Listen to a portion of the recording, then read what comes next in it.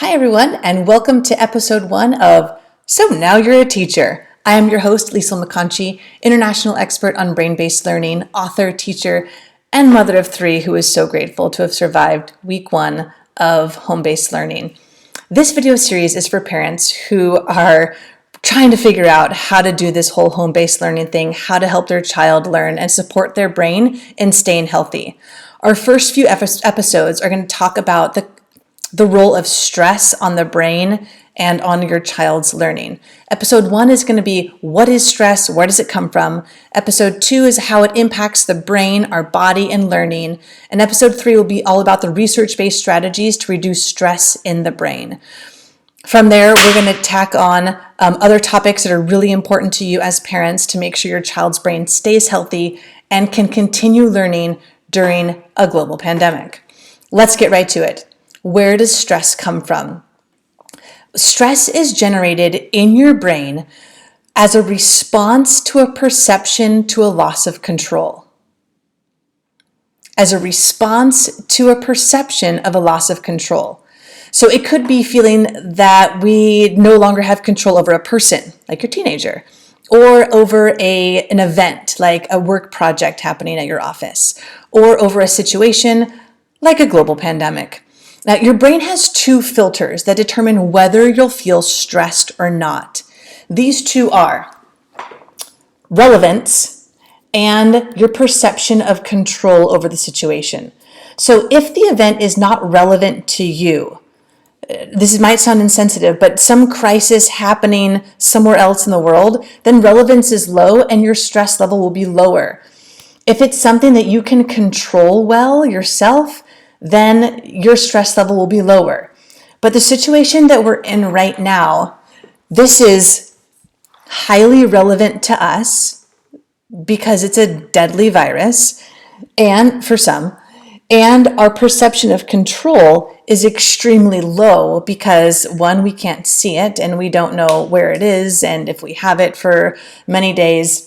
All those reasons as to why our stress levels are high. So one, if you just wanted to validate those of us who spent last week in the fetal position with a carton of ice cream scrolling through news articles on our social media sites, this is why, and that's okay. It's just important that we don't stay there too long, because the longer we stay in any metabolical state, the more comfortable it is for the brain and the harder it is to get out of it. So finish up that carton of ice cream today and then wake up tomorrow with some new strategies on how we can manage your stress better and the stress in your home right now with all of your family members. We can do this.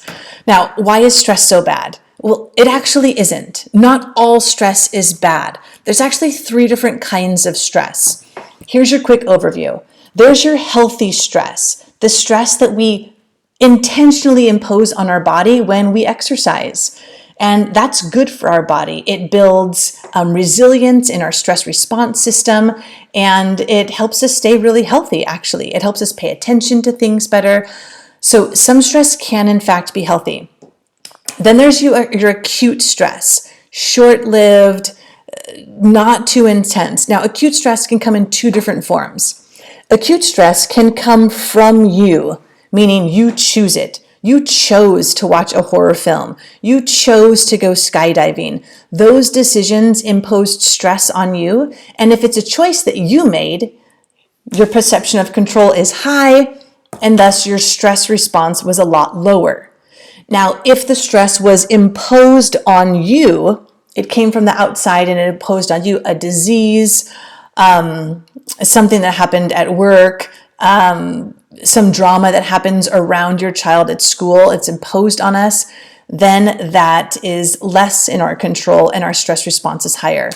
Then there's chronic stress, which is what my biggest concern is for many of us right now, and that is long-term prolonged stress. All stress, the healthy kind, the acute kind, the chronic kind, all stress releases cortisol into the brain. And that's okay in small doses for a short duration of time. The factors that differentiate these is the intensity of the stressor event and the duration of time that it lasts. All of them release cortisol. All of them cause inflammation in the brain and in the body. And inflammation is fine when it's short term. When it's long term, we have problems. So it's these two over here, the acute that's imposed on us and the chronic stress that is really dangerous for us. And I'll explain why in our next episode. But for now, what can we do about this? How can we reduce our own stress so we can be more resourceful for our children? And how can we help our children reduce their stress so that they can be more resourceful and their brain will be more able to learn while they're at home during this global pandemic? Well, the way we deal with this is we focus on these two areas right here. Let's start here with relevance. So first, we take a moment and we sit back and we reprioritize what really matters. We have a highly relevant virus roaming around the world, and that's a really big deal. So it's time for us to take some things off the list that used to be a big deal for us in 2019 that we just don't have space for in 2020, and that's going to help us reduce our stress. So things like how the socks get folded, things like, I don't know, who's squeezing the toothpaste tube in whatever way. Like these are things that we're going to need to let go of a little bit. And making sure that we keep what's really important at the top of the list and everything else is just going to have to go for the short term as we get our stress levels under control. For your child, what that looks like is as you jump into your home-based learning program, it's okay to just start these first few days, this first week, focusing on just the things that really matter most. In my opinion, from my professional perspective, that would be things like reading every day, writing something every day, being physically active every day, and having some kind of social interaction from a distance digitally with someone every day. Many of the other things we can get to in a little bit, but for right now, keeping our stress levels low, let's focus on what matters most. And then for the perception of control, we've got to find a way to regain some control of our lives. Find something that you can say, you know what, I can do this, I've got this. Do something that takes high levels of control to minimize your perception of a lack of control of things right now. So for you, that could be getting in your daily steps or sticking with the morning routine. Be careful, parents, to notice if your efforts to regain control, make sure they don't end up controlling the people in your home. They also need high levels of control right now. For your children, how do you help them with this? Well, it depends.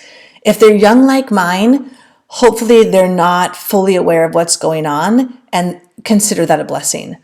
If your children are older and they really are feeling stressed about what's going on, please make sure that you help them find ways to get control of something in their life right now.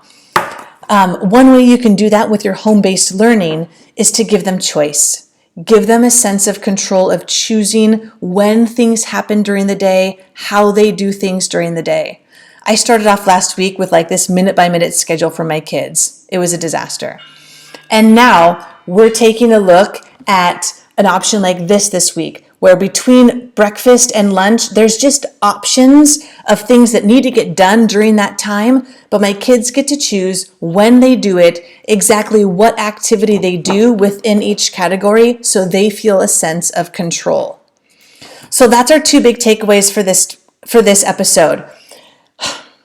Reduce your relevance. Reduce the amount of things that really, really matter a lot, and increase your level of control for you and for your kids. In our next episode, we're going to take a look at how stress is impacting the brain's capacity to learn. Yes, this is a Lego brain. We're using what we got here, folks. But that's what's coming up next. How does stress impact their brains and how it learns? This is really what's important for us to know as we navigate this home-based learning. We can do this, you guys. Until next time, take a deep breath. Oxygen is good for the brain.